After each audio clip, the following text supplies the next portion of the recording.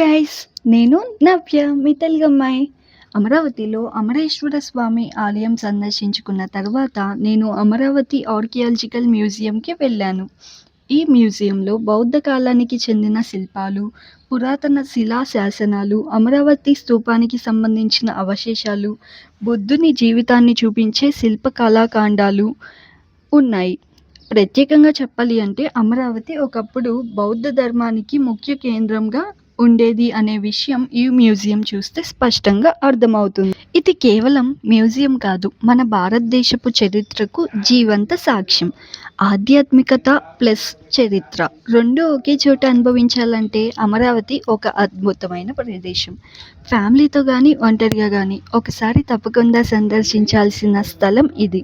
క్రీస్తు పూర్వం 2వ శతాబ్దం నుంచి క్రీస్తు శక 3వ శతాబ్దం వరకు అమరావతి బౌద్ధ ధర్మానికి ముఖ్య కేంద్రంగా వెలుగొనింది.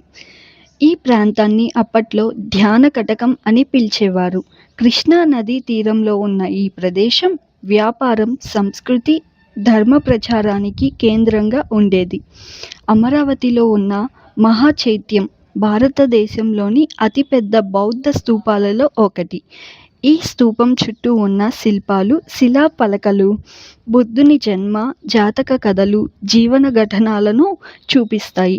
ఈ శిల్పకళను అమరావతి స్కూల్ ఆఫ్ ఆర్ట్ అని పిలుస్తారు. ఇది మధుర గాంధార కళలలో పోలిస్తే మరింత సూక్ష్మమైన, భావప్రదమైన శిల్ప శైలిగా గుర్తింపు పొందింది.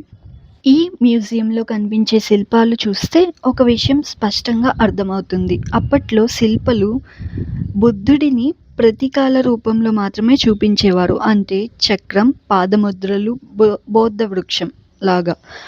మానవ రూపంలో బుద్ధుడిని చూపించే కళ తర్వాత కాలంలో ప్రారంభమైంది. ఈ శిల్పాలు మన భారతీయ కళా చరిత్రలో ఒక మైలురాయిగా నిలిచాయి. అమరావతి శిల్పాలు ఈరోజు కేవలం ఇక్కడే కాదు, Chennai museum, Kolkata, London British museum, Paris మ్యూజియంలో కూడా ఉన్నాయి. అంటే అమరావతి కళ ప్రపంచవ్యాప్తంగా గుర్తింపు పొందింది.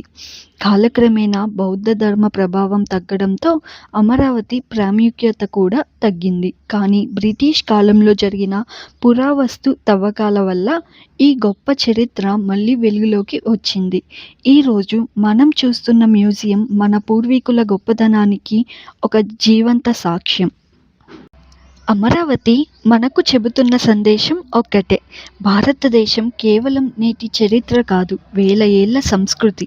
క్రీస్తు పూర్వం 2వ శతాబ్దంలో శాతవాహనుల పాలన ప్రారంభమైంది. శాతవాహనులు పాలనలో అమరావతి వికసించింది.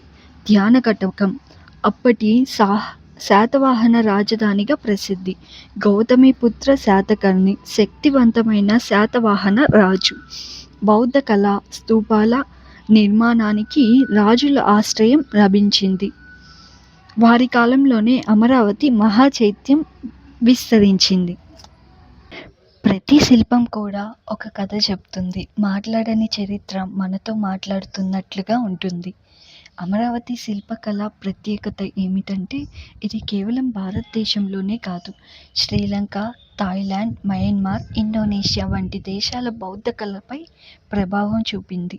అందుకే అమరావతిని బౌద్ధ శిల్పకళకు పుట్టినిల్లు అని అంటారు.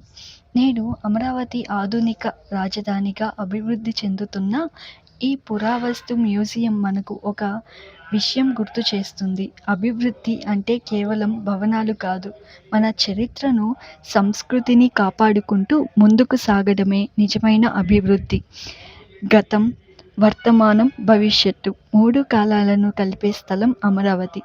అమరావతి పురావస్తు మ్యూజియం సందర్శన ఒక ట్రిప్ మాత్రమే కాదు, అది ఒక చరిత్రతో సంభాషణ.